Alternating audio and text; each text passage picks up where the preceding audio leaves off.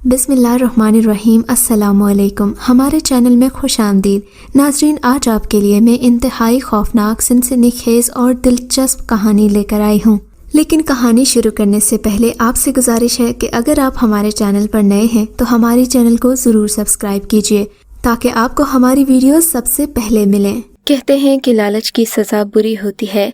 मेरे साथ भी कुछ ऐसा ही वाक़या पेश आया जिसमें मैं अपनी लालच के हाथों ज़मीन पर औंधे मुँह गिर पड़ा और मेरे पास जो कुछ था वो भी ख़तरे में पड़ गया। इस सारी सूरत हाल से मैं कैसे निकला ये आपको मेरी कहानी सुनकर ही अंदाज़ा होगा। और मैं सब लोगों से दरख्वास्त करता हूँ कि ज़िंदगी में चाहे जितनी भी मजबूरी आ जाए, जो गलती मैंने की है वो कोई शख्स न दोहराए, वरना तो शायद आपको बाद में पछताना ही पड़े और हाथ भी कुछ न आए। मैं एक अच्छी खासी कंपनी का मुलाजिम था। मेरी तनख्वाह 2 लाख से ज़्यादा थी। मेरे घर में इतनी आमदन तो थी कि हम एक खुशहाल ज़िंदगी गुजार रहे थे। मेरे बीवी बच्चे मुझसे बहुत खुश थे। हमारा गुजर बसर बाआसानी बल्कि बहुत खुशी से हो रहा था। मेरे घर में नौकर चाकर थे, मुलाजिम थे जिनका खर्चा कंपनी अलग से देती थी। मेरे बच्चों तक की जिम्मेदारी कंपनी ने उठा रखी थी। कुछ दिनों से हमारी कंपनी में एक नया मुलाजिम चचा बशीर आया जिसको हमारे मालिक ने तरस खाकर नौकरी पर रखा था। चचा बशीर को कोई भी पसंद नहीं करता था क्योंकि हमारी कंपनी में उसका कोई ख़ास काम बनता नहीं था। उसे सिर्फ ऑफिस बॉय के तौर पर रखा था। हालांकि उससे पहले एक ऑफिस में मौजूद लड़का ये सारी जिम्मेदारियां बखूबी सरअंजाम दे रहा था, मगर मालिक ने रहमदिली की बिना पर उसे खामखाही नौकरी दे दी। सब लोगों को पता था कि चचा बशीर की औकात इस ऑफिस में क्या है, सो कोई उनकी इज्जत नहीं करता था। मैं खुद भी उनसे बहुत चिढ़ता था। मुझे वो बहुत बुरे लगते थे। मुझे लगता कि वो नौकरी उन्होंने नौकरी कम और भीख ज़्यादा समझ ली है, जो इन्हें मिलनी ही चाहिए थी सिर्फ इसलिए कि वो गरीब थे। मगर एक दिन चचा बशीर ने मुझसे अनोखी बात कर दी। मैं ऑफिस में बैठा था कि हाँफते कांपते मेरे कमरे में दाखिल हुए। क्या बात है चचा बशीर, लगता है मालिक की भीख से आप खुश नहीं हुए। मेरे तंज भरे निश्तर खाकर भी चचा बशीर खामोश रहे और फिर कुछ लम्हे ठहर कर बोले, बड़े साहिब, मैं आपके पास बहुत उम्मीद लेकर आया हूँ। न जाने क्यों आप मुझे एक नेक इंसान लगते हैं। मैं चाहता हूँ कि अपना एक इंतहाई ज़ाती नौयत का मसला आपके सामने पेश करूँ। मेरी चचा बशीर की मदद करने की कोई नीयत तो नहीं थी, मगर फिर भी उसका मसला सुनकर उसके हालात का अंदाज़ा लगाना चाहता था। बोलो, क्या बात है? मैंने रौनक से पूछा। दरअसल मेरी बड़ी बेटी की उम्र 25 साल हो चुकी है। मैं उसकी शादी करना चाहता हूँ, लेकिन कोई मुनासिब रिश्ता नहीं मिल रहा था। अब खुदा खुदा करके एक रिश्ता तो मिला है, मगर वो लोग अच्छा खासा जहेज़ मांग रहे हैं। जहेज़ अच्छा खासा तो नहीं है, मगर मेरे जैसे शख्स के लिए इतना जहेज़ बनाना भी लाखों का खेल है। अगर आप मेरी कुछ मदद कर दें तो। चचा बशीर की बात अभी मुंह में ही थी कि मैंने उनको अच्छा खासा भाषण देना शुरू कर दिया। चचा बशीर, आप जानते हैं हमारे मज़हब में जहेज़ नहीं दिया जाता, फिर आप इतनी बड़ी नाफरमानी खुदाए ताला की कैसे कर सकते हैं? आपको चाहिए आप अपनी बेटी को 2 जोड़ों में रुखसत करें, यही इस्लामी तरीका है। मेरी बात पर चचा बशीर की आंखों में आंसू आ गए। वो मुझसे क्या बहस करते, मैंने तो उन्हीं की बात को गलत साबित करके उनके मुंह पर दे मारा था, मगर चचा बशीर तो जैसे ज़िद पर ही अड़े थे। जब वो बाज नहीं आए, बार बार मुझसे अपनी बेटी के जहेज़ के लिए रकम का मुतालबा करने लगे, तो मैंने बेल बजाकर सिक्योरिटी गार्ड को बुलवा लिया, जिसे देखकर चचा बशीर यकदम उठ खड़े हुए और जाते जाते सिर्फ इतना ही कह गए, साहब, मैं अपनी बिटिया की शादी में आपको ज़रूर बुलाऊंगा। आप इंशाअल्लाह इस शहर की सबसे खूबसूरत और बड़ी शादी, वो भी धूमधाम से होता देखेंगे। मैं आपको बुलाना ज़रूर चाहूँगा। ये कहकर वो ऑफिस से चला गया और मैं सोचने लगा कि इस भिखारी की हिम्मत तो देखो। पहले ये मुझसे ही भीख मांगने आया था और जब मैंने कुछ दिया नहीं तो लंबी लंबी छोड़कर ऑफिस से ही चला गया। ये समझता होगा कि ऐसी फिल्मी शोबदेबाजियों से मैं इसे पैसे देने पर राज़ी हो जाऊंगा। बहरहाल मैं अपने काम में मसरूफ़ होकर ये सारी बात भूल गया। थोड़े दिन के बाद चचा बशीर ने दोबारा मेरे कमरे का रुख किया तो मैंने उन्हें झड़क दिया, अब क्या चाहते हो कि मैं तुम्हारी बेटी की शादी के खाने का इंतज़ाम करूं? माफ़ करो बाबा, ऐसा नहीं हो सकता, मैंने गुरूर से कहा।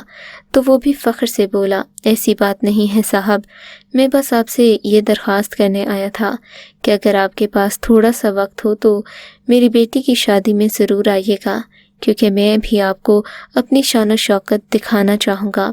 मैं हैरान था कि ये चपड़ासी मुझसे कैसे बात कर रहा है। शायद ये मेरे घर और मयारे ज़िंदगी से वाकिफ़ नहीं है, मगर मैंने उसे कुछ नहीं कहा। दिल में सोचा कि मैं इसकी शादी में एक बार जाकर ये तो देख लूँ कि आखिर ऐसी कौन सी गिदड़ सिंघी इसके हाथ लगी है कि यकदम एक दब्बू सी शख्सियत का मालिक आदमी इतना पुरएतमाद होकर मेरे सामने मुझे ही ललकार कर गया है। यकीनन उसने अपनी बेटी के लिए कोई बड़ी मछली फांसी होगी। ये सोचकर मैंने अपने बॉस की आंखों में नंबर बनाने के लिए अपने बॉस से दरख्वास्त की कि मुझे 3 दिन की ख़ास छुट्टी दी जाए, ताकि मैं चचा बशीर की बेटी के शादी के इंतज़ामात भी देख सकूं और उनके यहाँ शिरकत भी करूं। वो भी जानते थे कि चचा बशीर गाहे बगाहे मेरे ऑफिस में आते जाते रहते हैं। अंदर का मामला तो किसी को नहीं पता था। मेरा बॉस एक रहमदिल मालिक का शख्स था। उसने मुझे इजाज़त दे दी कि मैं उनके घर जाकर न सिर्फ उन्हें कंपनी की तरफ से तोहफ़ा दूं, बल्कि उनके लिए अच्छा खासा खाने पीने का बंदोबस्त भी करूं। खैर, मैं तो मालिक की बात कहाँ मानने वाला था, मगर दिल में ठान ली कि एक बार चचा बशीर की जाकर वो शान शौकत तो देख ही लूँ जिसका वो जिक्र करते इतने फ़ख्र से मेरे ऑफिस से निकले थे। खैर, मुकर्ररा दिन पर अपनी कंपनी की तरफ से कुछ तोहफ़े तहाइफ लेकर जब मैं चचा बशीर की बेटी की शादी में पहुंचा तो मेरी आंखें फटी की फटी रह गईं। ये शादी किसी आम घर में नहीं बल्कि शहर के सबसे मारूफ शादी हाल में थी। ये सारी शान शौकत देखकर मुझे अपनी आंखों पर यकीन नहीं आया। मुझे लगा जैसे मैं किसी और की शादी में आ गया हूँ। मगर चचा बशीर ने तो मुझे इसी शादी हॉल का पता दिया था।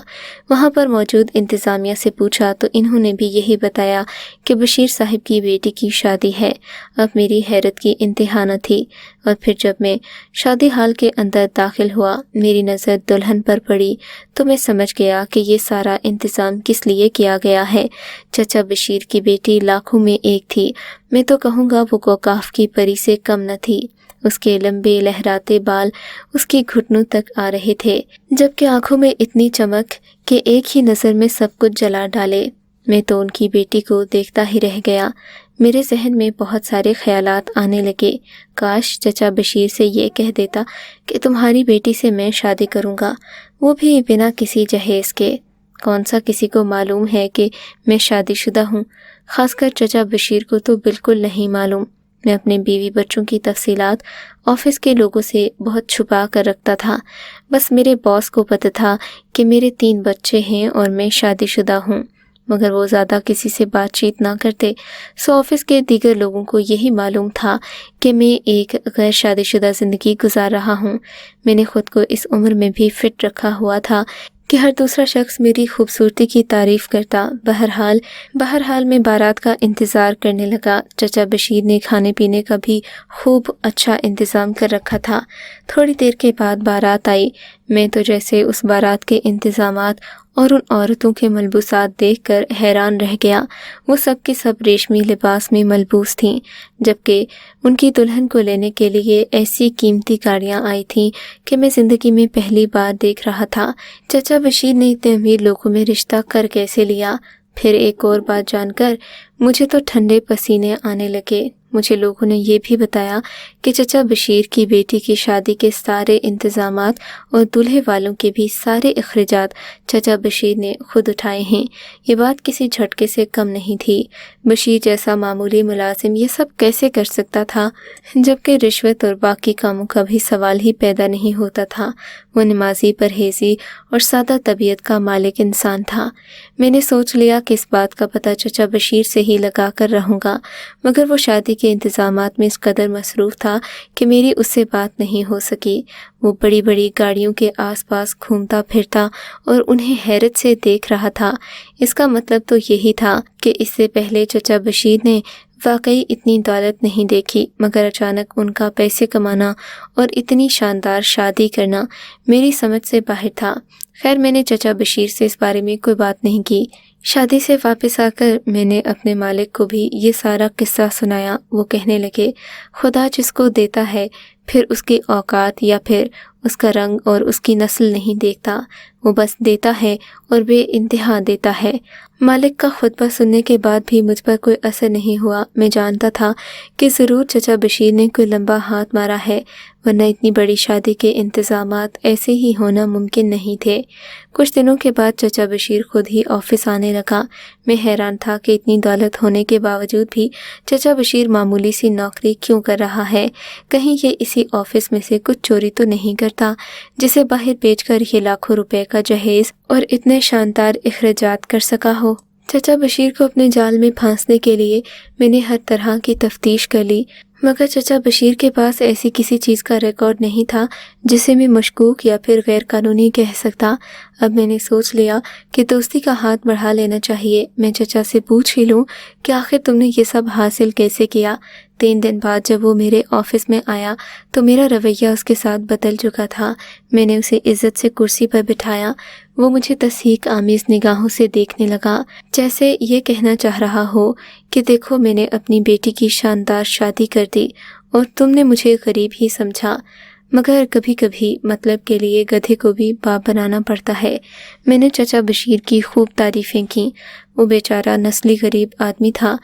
एक महंगी शादी करके उसकी सोच और औकात नहीं बदली थी। जब मैंने तारीफ़ की तो कहने लगा, खुदा की कसम आपसे अच्छा मुझे आज तक कोई नहीं मिला। आप बहुत नेक इंसान हैं। आपने मुझे बहुत हौसला दिया है। मैं आपको अपनी कामयाबी के बारे में सब कुछ बता देता हूँ। मैं जानता हूँ कि आपको भी इस सब में बहुत दिलचस्पी है। चचा बशीर ने हंसकर मुझे देखा तो मेरा खून खोल उठा। मैं उसके सामने ये जाहिर नहीं करना चाहता था कि मुझे उसकी इस जादूगरी में कोई दिलचस्पी है। बहरहाल जो कुछ उसने बताया वो वाकई किसी जादूगरी से कम नहीं था। चचा बशीर के मुताबिक वो एक बुज़ुर्ग को जानता था। बुज़ुर्ग दूर एक झोंपड़ी में रहता है और गरीब लोगों की मदद करता है। लोग उस पर यकीन इसलिए नहीं करते क्योंकि वो खुद एक झोंपड़ी में रहता है। वो अमल करने के सिर्फ मामूली सा हदिया लेता है, उसके बाद इंसान माला माल हो जाता है। चचा बशीर की बात सुनकर मैंने सर पकड़ लिया। चचा क्यों मुझसे असल बात छुपा रहे हो? मैं जानता हूँ कि ऐसा कुछ नहीं है। तुमने कोई लंबा हाथ मारा है। आखिर मुझे तो बता दो कि तुमने ऐसा क्या किया कि तुम्हारी बेटी की शादी लाखों करोड़ों की शादी बन गई। मेरे सवाल पर चचा बशीर खामोश रहा और फिर कहने लगा, मैं जानता हूँ कि तुम मेरे बारे में गलत ही सोच रहे होगे, लेकिन अगर तुम मेरे साथ चलोगे तो तुम इस बात पर यकीन कर बैठोगे कि मैंने जो कहा है वो सच कहा है। चचा बशीर के लहजे में एतमाद इस कदर था कि मुझे उनकी बात मानना ही पड़ी। बिलाखिर मैं उनके साथ उसी जगह के लिए रवाना हो गया जिसका पता इन्होंने मुझे समझाने की कोशिश की थी। रास्ते में कई बार मैंने चचा बशीर से पूछा भी कि इस वीराने में आजकल कौन रहता होगा।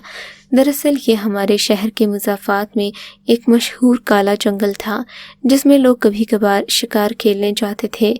ज़्यादातर किसी को भी नहीं मालूम था कि इस जंगल का राज क्या है, मगर एक बात अब सब में मशहूर हो गई थी कि जो भी यहाँ शिकार करता है उसके यहाँ कोई भारी नुकसान होता है। 2-3 लोगों के यहाँ तो बच्चों की वफ़ात भी हुई थी। सो सब लोग अब इस इलाके से डरने लगे थे। लोग यहाँ से दिन के वक्त भी नहीं गुजरते। सो मुझे भी ऐसा लग रहा था कि कहीं बशीर चचा मुझे ऐसी अनजानी जगह पर ले जाकर मेरी उन तमाम बातों का बदला ही ना ले ले जो मैंने जाने अनजाने में उनसे कही थीं। तभी मैं ज़रा मोहतात हो गया। चचा बशीर से 2 बार पूछा कि तुम मुझे कहाँ ले जा रहे हो। वो कहने लगा, तुम्हें उस पाक हस्ती से मिलाने ले जा रहा हूँ जिसने मुझे ये सब कुछ अल्लाह की रज़ा से अता किया है। अगर तुम भी उसे कुछ मांगोगे तो वो तुम्हें इनकार नहीं करेगा। हाँ, मगर एक शर्त है, उससे कैसी भी मदद चाहिए हो मांग लेना, मगर उससे झूठ नहीं बोलना। वो सच को पसंद करता है और झूठ से नफरत करता है। मैं चचा बशीर की राम कहानी सुनकर काफ़ी मुतासिर हो गया था, क्योंकि जो कुछ मैं अपनी आंखों से देख चुका था उसके बाद चचा की बातों पर यकीन करना ही मेरे लिए वाहिद रास्ता बचा था। बहरहाल हम लोग तकरीबन आधे घंटे बाद उस जगह पर पहुंच गए जहां चचा बशीर के मुताबिक उस पाक हस्ती का डेरा मौजूद था। हम लोग गाड़ी से उतरे तो मैं हैरान ही रह गया। दूर दूर तक फैले सब्जे पर इंतहाई खूबसूरत परिंदे घूम रहे थे। उन परिंदों को देखकर किसी जन्नत किसी वादी का गुमां होता। ऐसा लगता था जैसे ये जंगल इस दुनिया का हिस्सा ही ना हो। सारी फिजा इन खूबसूरत परिंदों की खूबसूरत आवाज़ों से गूंज रही थी। हर तरफ खामोशी ही खामोशी और सुकून था। मैंने चचा बशीर को सवालिया नज़रों से देखा तो वो जैसे किसी शहर से वापस निकल आया हो। देखो तो सही ये जगह कितनी खूबसूरत है। बाबा जी ने यहाँ अपनी मेहनत से ये सारी चीज़ें उगाई हैं, चचा बशीर ने कहा और अकीदत से एक खूबसूरत घर की जानिब चलने लगा जिसमें उन्हीं बुज़ुर्ग के बैठने का जिक्र चचा बशीर पहले कर चुका था। मैं हैरान था कि इस भरे जंगल में 10 कनाल के रकबे पर फैला ये खूबसूरत महल आज तक किसी की नज़र में क्यों नहीं आया। इस महल के सामने खूबसूरत परिंदे और बाग थे जिनको देखकर लगता जैसे यहाँ बहुत अमीर हस्ती रिहाइश पजीर हो। खैर मैं बशीर के साथ उस घर में दाखिल हुआ। हमारा इस्तकबाल नौकरों ने किया जिन्होंने सफ़ेद रंग के कपड़े पहन रखे थे। यहाँ पर रहने वाले हर शख्स की शान ही अलग थी। फिर हमें एक इंतज़ार गाह में बिठाया गया जहाँ रंग बिरंगी कुर्सियाँ बिछी थीं। उन कुर्सियों पर बैठे तो कुछ लड़कों ने हमारे सामने लाकर खुश्क मेवे रखे। चचा बशीर खाना शुरू हुआ। मैंने भी उन्हें देखकर एक निवाला लिया। मुझे ऐसा लगा जैसे तमाम दुनिया के फलों के जायके इन खुश्क फलों में जमा कर दिए गए हों। वो इंतहाई लजीज खुश्क फल था, मुझे तो उसका नाम भी नहीं आता था। खैर अभी हम खा पी ही रहे थे कि वो बुज़ुर्ग उस कमरे में तशरीफ़ ले आए। वो इंतहाई खूबसूरत चेहरे के मालिक थे। उनके चेहरे से बरसता नूर उनके नेक होने का पता दे रहा था। हम उनके सामने बैठे।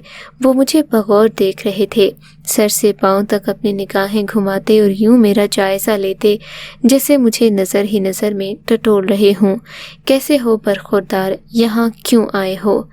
चचा ने ऐसा सवाल किया जिसने मेरे 14 तबक रोशन कर दिए। आते ही मेरे आने का मकसद पूछ लिया था। शायद वो जानते थे कि मैं किस नीयत से आया हूँ। मैंने सुन रखा था कि अमूमन ऐसी रूहानी हस्तियों को हर एक चीज़ का इल्म पहले से होता है। मैंने उनसे कोई बातचीत नहीं की। मैं खामोश हो गया। मुझे शर्मिंदगी हो रही थी कि मैं इतना मतलबी होकर यहाँ आया हूँ। खैर मुझे बशीर ने कहा कि ऐसा नहीं जो तुम सोच रहे हो। चचा दरअसल तुमसे ये पूछना चाहते हैं कि तुम उनसे कैसी मदद चाहते हो। अगर तुम्हें किसी ख़ास किस्म की मदद की ज़रूरत है, तुम्हारा कोई मसला है तो वो हल कर देंगे। चचा की बातों पर मैं तो हैरान ही रह गया था। खैर वो बहुत तहम्मुल से हमें बताते रहे। मुझसे दौलत के बारे में पूछा तो मैंने कहा मैं बहुत गरीब घराने से ताल्लुक़ रखता हूँ। बस नाम की तनख्वाह मिलती है जिसे अपने बीवी बच्चों पर खर्च कर देता हूँ। दरअसल मेरे पास कुछ भी नहीं है। मेरे पास घुड़सवारी के लिए कीमती तरीन घोड़े 1 साल पहले हुआ करते थे। वो मेरे मालिक ने मुझे तोहफे में दिए थे, मगर फिर मेरे साथ एक हादसा हुआ। मैं उस घोड़े से गिरा और मेरी कमर में सख्त चोट लगी। मैं काम करने के काबिल भी न रहा। यूँ मेरा काफ़ी सारा नुकसान हो गया क्योंकि मैंने तकरीबन 1 साल तक कोई काम नहीं किया था। मुझे ऐसा महसूस होता जैसे मैं अपनी ज़िंदगी में बहुत पीछे चला गया हूँ। वो बुज़ुर्ग मेरी बात सुनकर खामोश रहे। बेटे, एक बात का ख्याल रखना कि तुम जो बात करो वो सच हो। अगर ऐसा ना हुआ तो फ़ायदे के बजाय तुम्हें नुकसान होगा। बूढ़े बाबा की बात सुनकर एक लम्हे को मैंने सोचा तो सही कि मैं ये क्या बात इन्हें बताने जा रहा हूँ, मगर फिर दिल में ख्याल आया कि इन्हें मेरे सच के बारे में इतना भी कैसे मालूम। बज़ाहिर तो मुझे चोट लगी ही थी, मैं ज़ख्मी भी हुआ था। ये बात चचा बशीर को भी पता थी, लेकिन मैं कैसे ज़ख्मी हुआ था? मेरी तनख्वाह में मालिक ने कोई कमी नहीं की थी, मगर मैंने उस बुज़ुर्ग से झूठ बोलकर उनकी हमदर्दियाँ समेटना चाहीं। फिर वो उठ खड़े हुए और बड़े रोबदार लहजे में बोले, ठीक है, तुमने जो कहा मैंने उस पर यकीन कर लिया। मैं अल्लाह की किताब को गवाह बनाकर कहता हूँ कि अगर तुमने ये सब सच कहा है तो तुम्हें वो फ़ायदा हो जो मैंने इस वक्त अपने दिल में सोचा है। अगर तुमने झूठ कहा है तो फिर मर्ज़ी खुदा की, क्योंकि तुमने खुदा को गवाह बनाकर ये बात कही है, सो मैं इसे खुद से सच या झूठ का दर्जा नहीं दे सकता। बूढ़े बुज़ुर्ग की बात सुनकर मेरा दिल तो जैसे एक लम्हे के लिए कांप ही गया, मगर मैं अपनी जगह पर कायम रहा। بزرگ نے مجھے اپنے ساتھ ایک تھیلی بھی تھی جس میں قیمتی ہیروں کے پتھر موجود تھے۔ اس تھیلی کو دیکھ کر میری تو اپنی خوشی کی انتہا نہ رہی۔ بوڑھے کو بیوقوف تو میں بنا ہی چکا تھا، بس اب گھر جا کر اس فائدے کو دیکھنا باقی تھا جس کا وعدہ انہوں نے مجھ سے کیا تھا۔ مگر میں کیا جانتا تھا کہ میری خود اعتمادی جو کہ حد سے بڑھ چکی ہے مجھے فائدہ نہیں نقصان دے گی۔ میں گھر پہنچا تو میرے گھر والے بہت پریشان تھے۔ میں نے ان سے وجہ پوچھی تو بولے ہمارے گھر کے سب سے قیمتی کمرے کو آگ لگ گئی ہے۔ مجھے یہ بات سن کر اپنی آنکھوں پر یقین نہیں آیا۔ تو کیا جو بوڑھے نے کہا تھا وہ سچ ثابت ہو گیا؟ میں نے دل میں سوچا، مگر پھر ایک سہارا بھی تھا کہ میرے پاس وہ ہیروں کے پتھر بھی تو موجود ہیں جن کی مالیت کروڑوں میں تھی۔ میں نے اپنی بیوی سے کہا کہ وہ یہ پتھر سنبھال کر رکھے۔ یہ کہہ کر میں نے جیب سے وہ تھیلی نکالی جس میں بوڑھے بابا نے مجھے وہ پتھر ڈال کر دیے تھے، مگر یہ کیا، وہاں تو مٹی کے سوا کچھ نہیں تھا۔ تو کیا میرا لالچ مجھے میری سزا دے چکا تھا؟ کیا میرے جھوٹ کی سزا مجھے مل چکی تھی؟ شاید ہاں، اور یہی میری سزا تھی جسے بھرتے ہوئے مجھے 20 سال ہو چکے ہیں، مگر میرا وہ قیمتی سامان میں آج تک دوبارہ نہیں بنا سکا۔ اگر آپ کو یہ کہانی اچھی لگی ہے تو اس ویڈیو کو لائک کیجیے اور اس طرح کی مزید ویڈیوز دیکھنے کے لیے ہمارے چینل کو سبسکرائب کیجیے۔ اور ہاں، اگر آپ کی کسی دوست، رشتہ دار یا بہن کے ساتھ خدا نہ کرے ایسا کوئی واقعہ پیش آیا ہے تو ہمیں کامنٹ سیکشن میں اس کے بارے میں ضرور بتائیے۔